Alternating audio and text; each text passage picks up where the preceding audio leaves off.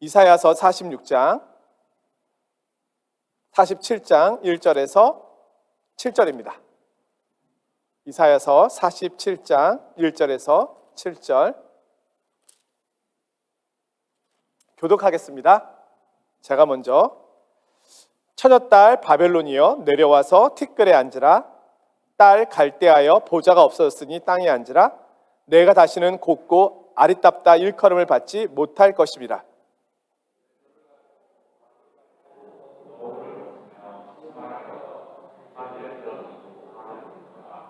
내 속살이 드러나고 내 부끄러운 것이 보일 것이라. 내가 보복하되 사람을 아끼지 아니하리라.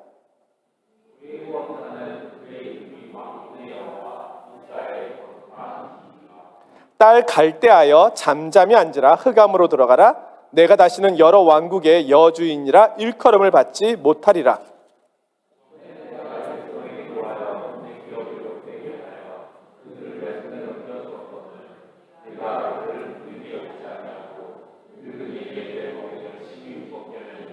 함께 있습니다. 말하기를 내가 영영이 여주인이 되리라 하고 이를 내 마음에 두지도 아니하며 그들의 종말도 생각하지 아니하였도다.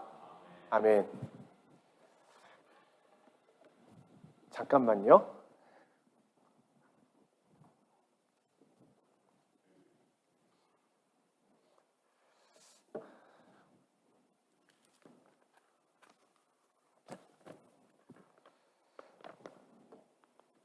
지난주에 한 기사를 보니까 이런 내용이 있었습니다. 푸틴이 앞당긴 지구 종말. 러시아의 푸틴 대통령이 우크라이나를 침공하면서 전쟁의 패배의 위기에 몰리자 핵카드를 만지고 있다. 그로 인해서 지구 종말의 시간이 90초가 남았다. 이런 기사였습니다. 미국의 핵과학자들이 모여서 지구 종말의 시계를 만들었습니다. 아마 기사에서 보신 분들이 계시겠지만, 그러면서 이 시계가 1947년에는 12시, 그러니까 자정 7분 전에 있었습니다. 그때는 미국과 소련이 경쟁적으로 미사일과 핵무기들을 개발하고 있을 때이죠. 심각할 때는 2분 전까지 갔습니다. 그러니까 120초죠. 1991년에는 미국과 소련이 전략 무기 감축 협정을 하면서 이 시계가 17분 전으로 늦어졌습니다.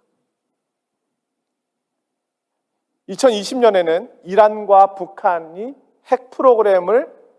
핵을 만들기 시작하면서 100초로 가 있었습니다.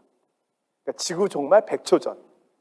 근데 여기서 푸틴 대통령 때문에 10초가 앞당겨져서 이제 지구 종말까지 90초가 남았다. 이제 그런 내용이었습니다. 핵과학자들은 이 핵미사일이 지구를 얼마든지 멸망시킬 수 있다라고 늘 우리에게 주의하며 경고를 주고 있습니다. 그렇죠. 핵을 가지고 있는 나라에서 잘못 판단하면 한순간에 지구는 멸망하게 될 것입니다. 오늘 우리가 함께 보고 있는 말씀에는 바벨론의 멸망의 모습이 나오고 있습니다.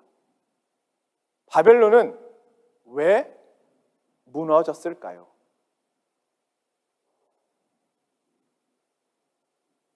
바벨론의 무너짐은 군사력 때문도 아니고 외교 정치력 때문도 아니고 경제력 때문도 아닙니다. 우리가 이 말씀에 주의하려고 하는 것은 핵과학자들은 이 지구가 핵 때문에 무너질 수 있다라고 경고하고 있지만 사실은 성경은 그보다도 다른 이유 때문에 우리가 종말의 시간을 앞당길 수 있다라고 계속해서 경고해 오고 있다는 겁니다. 성경의 역사가 그것을 보여주고 있습니다. 특별히 오늘 이 바벨론의 역사가 보여주고 있습니다. 이 바벨론이라고 하는 나라가요, 특별한 나라입니다. 이 나라가 원래는 바벨론이라고 하는 나라가 있었지만 오랜 시간 동안 힘을 잃으면서 역사에서 사라지는 듯 보였습니다. 그러다 갑자기 605년? 이때 갑자기 이 나라가 다시 강해지기 시작합니다. 제국으로서의 위엄을 갖게 되거든요. 그러다가 608년에 강해지다가 535년에 무너집니다. 페르시아에 의하여. 이 신바벨론이라고 우리가 얘기하는데 이 바벨론의 역사가 70년도 되지 않아요. 근데 우리가 이라크에서 발굴한 이 고고학 유물들을 보면 이 바벨론 문화가 얼마나 대단합니까? 그래서 이 대단한 이 도시의 모습을 독일 고고학자가 아예 그냥 통째로 떼어가지고 독일로 가져갔잖아요. 어마어마한 문화를 가지고 있죠. 그들이 자랑할 만한 그 바벨론 제국의 크기와 그 당시의 영광을 우리는 유물을 통해서 확인해 볼 수 있습니다. 근데 이 나라가 왜 무너졌는가? 과연 우리가 살고 있는 이 세상은 안 무너지겠는가? 과학이 발달하면 무너지지 않을까요? 좁게는 나는 무너질 수 있는가 없는가? 우리 가정은, 우리 교회는, 우리 사회는, 넓게는 이 지구촌은, 이 세상은. 오늘 성경은 사실 그것에 대해서 가장 중요한 핵심을 이야기해주고 있습니다. 바벨론이 무너진 것은 하나님 앞에 교만하였기 때문입니다. 결국 바벨론은 자신들이 버티고 싶어도 버틸 수가 없었습니다. 왜냐하면 하나님이 이 바벨론의 나라의 이 역사의 주인이셨기 때문에. 누부갓네살 왕도 벨사살 왕도 그 누구도 이 바벨론의 주인이 아니었습니다. 그들은 스스로 자신들이 왕이라고 생각했지만 그러나 하나님께서 한순간에 걷어가시자 바벨론은 무너지게 되었습니다. 그래서 바벨론을 뭐라고 부릅니까? 1절에 보니까 처녀딸 바벨론 이렇게 부릅니다. 당시 사회에서 나라를 부를 때 딸이라고, 도시를 부를 때 딸이라고 하는 것은 성, 도시 이런 개념입니다. 그러니까 바벨론 도시인데 이 바벨론 도시가 처녀입니다. 결혼하지 않은 아주 젊은, 지금 바벨론은 이제 태어난 지 70년도 되지 않은 도시입니다. 젊은 나라입니다. 역사로 보면 짧습니다. 처녀입니다. 그런데 꽃도 피워보지 못하고 무너집니다. 그래서 처녀딸 바벨론입니다. 하나님께서 한순간에 흩어버리십니다. 왜요? 오늘 본문에는 4절에 이렇게 말씀하고 있습니다. 우리의 구원자는 그의 이름이 만군의 여호와 이스라엘의 거룩한 이시니라. 5절에 딸 갈대하여 잠잠히 앉으라. 흑암으로 들어가라. 내가 다시는 여러 왕국의 여주인이라 일컬을 받지 못하리라. 하나님 앞에 교만했던 나라의 최후의 모습입니다. 바벨론이 특별히 교만했던 모습들이 있었지만 오늘 본문에서는 6절에 이렇게 이야기하거든요. 전에 내가 내 백성에게 노하여 내 기업을 욕되게 하여 그들을 내 손에 넘겨주었거늘 내가 그들을 궁일이 여기지 아니하고 늙은이에게 내 멍에를 심히 무겁게 메우며 말하기를 내가 영영이 여주인이 되리라 하고. 한마디로 하나님께서는 이스라엘을 바벨론에게 넘겨주셨잖아요. 그렇죠? 예레미야는 계속해서 예언했습니다. 바벨론이 이스라엘을 무너뜨리게 될 것이다. 예루살렘 성전을 무너뜨리게 될 것이다. 그때 거짓 선지자들이 일어났습니다. 그래서 저 예레미야 선지자 거짓말하는 거야. 우리가 바벨론에 끌려간다 하더라도 2년 후에 돌아와. 사람들은 예레미야를 가두고 예레미야에게 위협을 가했습니다. 그러나 예레미야는 하나님의 말씀을 전했습니다. 바벨론의 시간을 통해서 우리가 하나님 앞에 연단을 받게 될 것입니다. 그러나 그 시간은 70년이 될 것이고 반드시 돌아오게 될 것입니다. 그러하니 바벨론에 가는 것을 두려워하지 마십시오. 그곳에서 참된 하나님을 만나고 다시 돌아와서 우리는 다시 시작하게 될 것입니다. 그것이 하나님의 뜻입니다 라고 이야기했습니다. 그러나 왕도 거짓 선지자들도 그 이야기를 듣지 않았습니다. 바벨론은 이스라엘을 연단하기 위한 도구였습니다. 하나님께서는 그 시간을 허락하셨습니다. 근데 그 시간을 허락하신 이유 중에 또 하나는 이스라엘이 죄악 가운데 있었기 때문입니다. 특별히 우리가 선지서를 통해서 알게 되듯이 재판관들이 뇌물을 받고 재판을 굽게 하였습니다. 부자들이 가난한 자들의 땅을 빼앗았습니다. 희년제도가 있었고 노예들을 풀어주는 제도가 있었지만 그들은 지키지 않았습니다. 부자들의 집은 점점 더 커졌습니다. 재산은 점점 더 많아졌습니다. 가난한 자들은 점점 더 가난해졌습니다. 고아와 과부와 객들은 너무너무 힘이 들었습니다. 하나님 보시기에 악했습니다. 그러자 귀족들이 끌려갑니다. 그리고 그 땅들이 가난한 소작 농민들에게 돌려줬습니다. 그들이 회복됐습니다. 하나님께서는 이스라엘의 죄악을 심판하시고 한쪽에서는 그들을 회복시키시는 일을 하셨고 또 한쪽에서는 귀족들과 이들을 연단하시는 일을 통해서 다시금 새로운 하나님의 구원의 계획을 펼치고 계셨습니다. 그 일에 바벨론이 도구로 사용된 것입니다. 그런데 이 바벨론이 스스로 자만해졌습니다. 예루살렘 성전을 무너뜨리고 성전에 있는 기물들을 다 가져가잖아요. 그리고 그것으로 술을 마시고 잔치를 베풀면서 여호와 이름을 욕되게 하였습니다. 우리가 섬기는 벨보다 못한 신 여호와, 끊임없이 하나님을 조롱하는 일들을 했죠. 그리고 바벨론에 잡혀간 이스라엘 백성들에게 너무나 많은 학대를 주었습니다.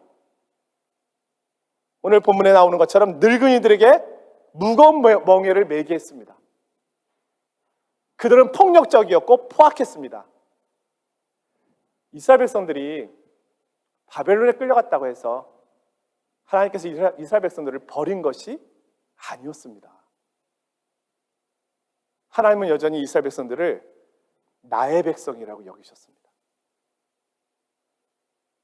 그런데 바벨론은요, 나의 백성이라고 부르는 그 백성들을 핍박하고 박해했습니다. 잔인할 정도로. 그래서 하나님께서는 내 백성을 박해한 너희가 내 백성의 주인이 되겠다고 외치고 있는 너희들, 그 교만을 부러뜨리리라. 예레미야 예언처럼 70년 만에 바벨론은 무너지고 이스라엘 백성들은 이제 바벨론에서 다시금 고향 가나안으로 돌아오게 됩니다. 이게 하나님의 구원의 역사거든요.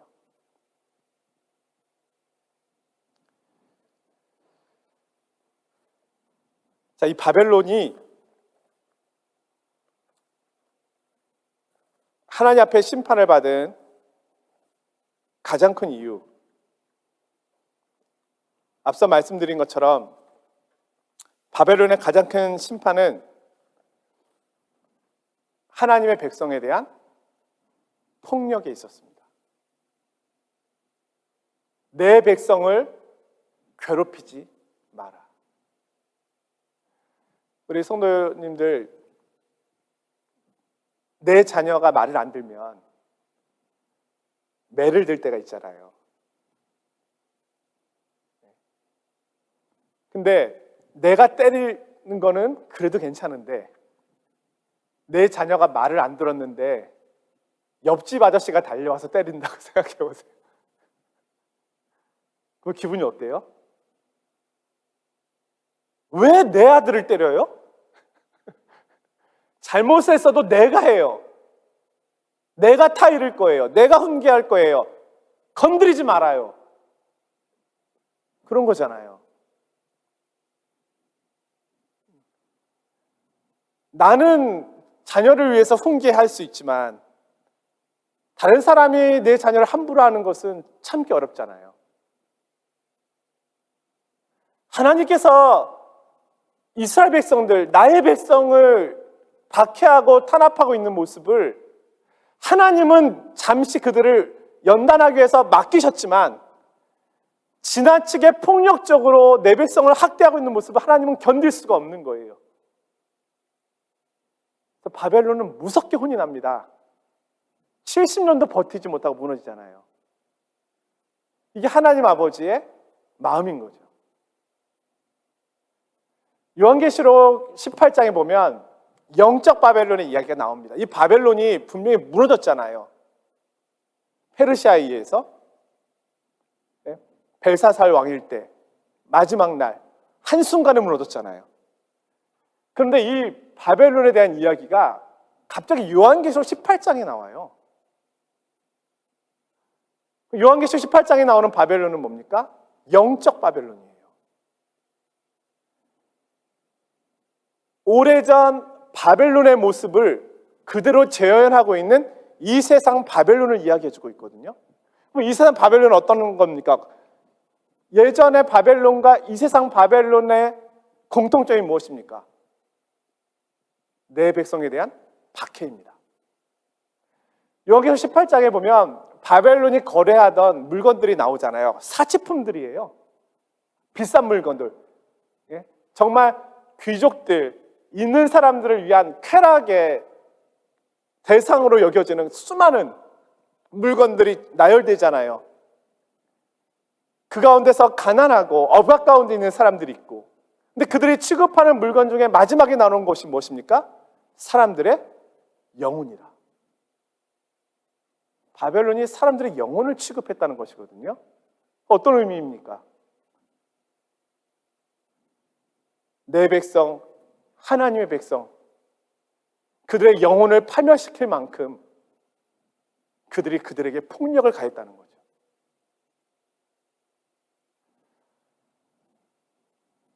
바벨론 제국이 이스라엘 백성들에게 그러했던 것처럼 오늘 우리가 살고 있는 이 세상에서 의인이 박해를 당하게 됩니다.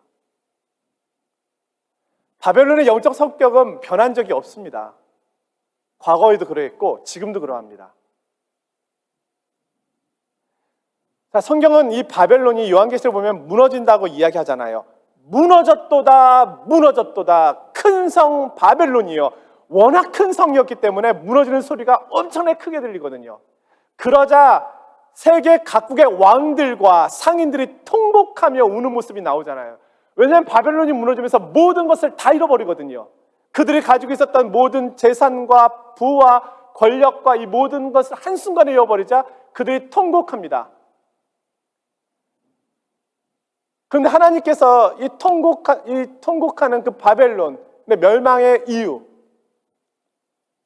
의인에 대한 박해입니다. 저도 이 말씀을 보면서 우리가 박해를 받고 있나? 이런 생각을 좀 해봤거든요. 박해를 받고 있죠. 이 세상은 그리스도인을 별로 좋아하지 않습니다. 왜요? 우리는 하나님만이 왕이시거든요. 내가 사람에게 좋게 하랴, 하나님을 기쁘시게 하랴. 우리는 하나님께서 아니라고 하신 것은 아닌 겁니다. 어느 누가 그거 다시 한번 생각해봐. 철학적으로 생각해봐. 문화적으로 생각해봐. 다양한 가치관을 가지고서 이야기하지만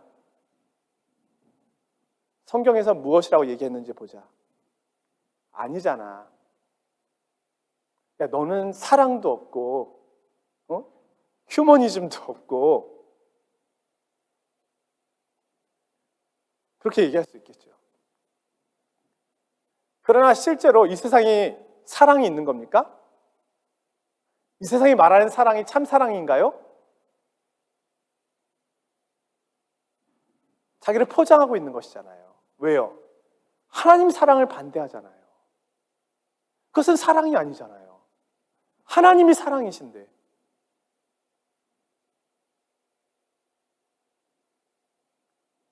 그래서 우리가 이 세상에 살아가는 것이 사실은 의인으로 살아가는 것이 쉽지 않은 것이죠. 박해가 있는 것이죠.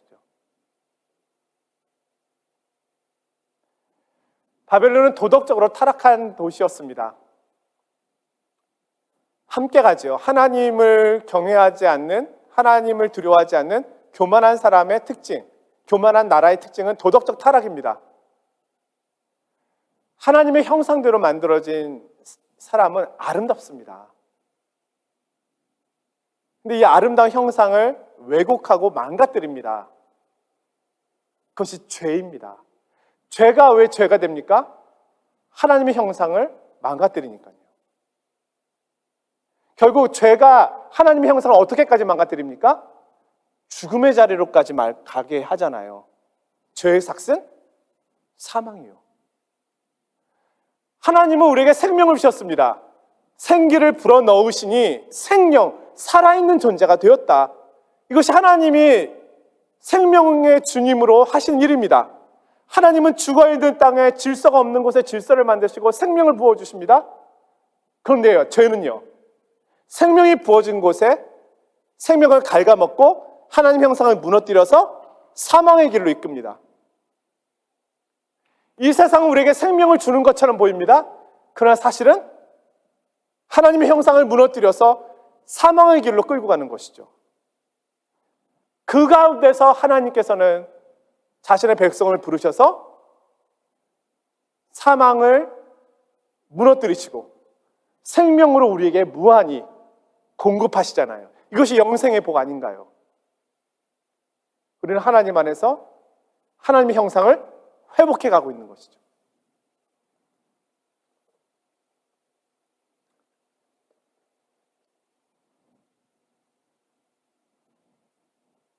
오늘 하나님께서 이 바벨론에 대하여 큰 심판을 행하시고 계십니다.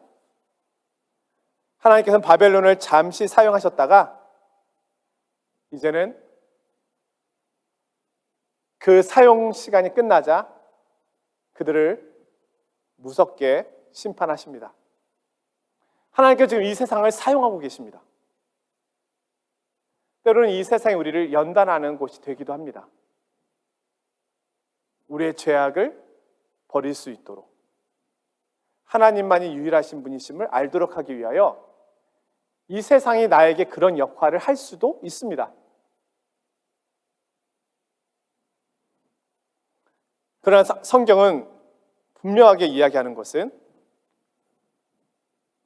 바벨론에 머물러 있지 말라는 것입니다.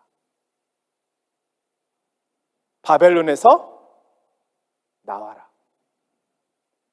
이것이 이사야서의 말씀에 대한 내용이고 요한계시록에서 결국 마지막 성경의 마지막 책인 요한계시록에서 믿음의 자녀들을 향하여 하시는 말씀입니다.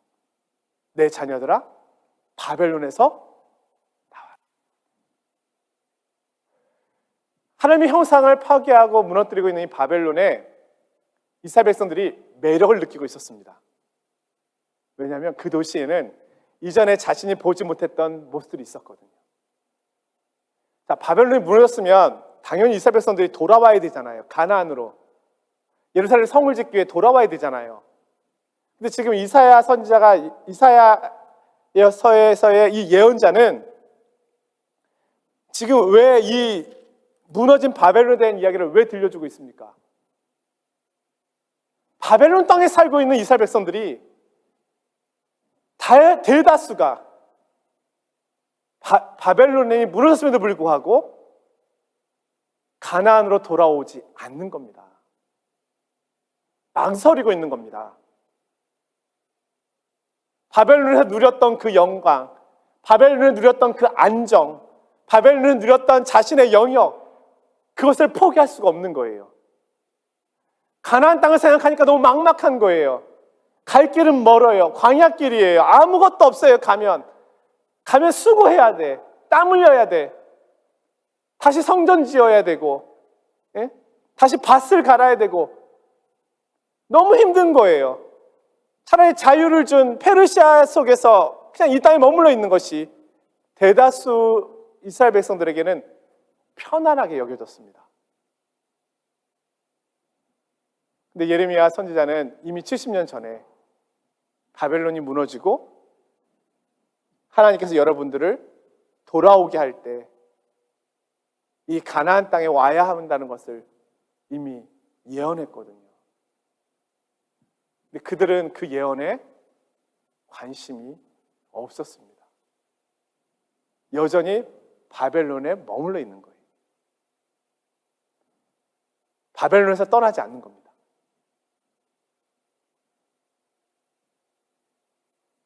오늘 우리 바벨론과 같은 도성에 살아가고 있지만 때로는 이 도성이 나를 연단하고 훈련하고 하는 도가 되기도 하지만 때로는 우리를 무너뜨리고 우리를 유혹하는 죄의 폭력적인 역할을 하기도 합니다. 그러나 하나님께서는 그럼에도 불구하고 우리를 나의 백성으로, 나의 자녀로 보살피시고 살피시고 계십니다. 중요한 건 나의 결단입니다. 바벨론에서 떠나라. 이것은 몸을 떠나는 것을 의미하는 게 아니에요. 중세시대처럼 수도원에 들어가라는 이야기가 아니죠. 그들에게 마음을 빼앗기지 말라는 겁니다. 하나님 사랑에 대한 이 본질적인 우선순위를 잃어버리지 말라는 겁니다. 많은 젊은이들뿐만이 아니죠. 많은 사람들이 지금 이 바벨론의 화려함 속에 하나하나 마음과 생각을 빼앗기고 있습니다. 시간을 빼앗기고 있습니다. 청춘을 빼앗기고 있습니다. 무너질 땅을 위해서 수고한다면 그것만큼 어리석은 것이 어디 있겠습니까? 근데 성경은 그렇게 이야기하고 있잖아요. 썩을 것을 위하여 수고하지 말아라. 무너질 도성을 위하여 수고하지 말아라. 이제는 바벨론에서 나와라. 힘들고 어려울 것 같지만 광야길을 지나서 가나안으로 가라. 그곳을 바라보고 그곳으로 행진할 것을 오늘 이사야서를 외치고 있고 요한계시록의 사도도 외치고 있으며 오늘 하나님께서도 우리에게 그 음성을 들려주고 계십니다. 하나님의 형상이 파괴되고 무너지는 바벨론 도성, 영혼을 매매하고 있는 바벨론 도성, 우리는 그 속에서 진정한 참된 생명의 복음, 또 참된 하나님 형상의 회복, 하나님 나라의 회복, 이 약속을 바라보면서 믿음으로 가나안을 향하여, 하나님이 약속하신 약속의 도성을 향하여 그렇게 끝까지 믿음의 경주로 달려가시는 저와 여러분이 되시기를 주님의 이름으로 축원드립니다.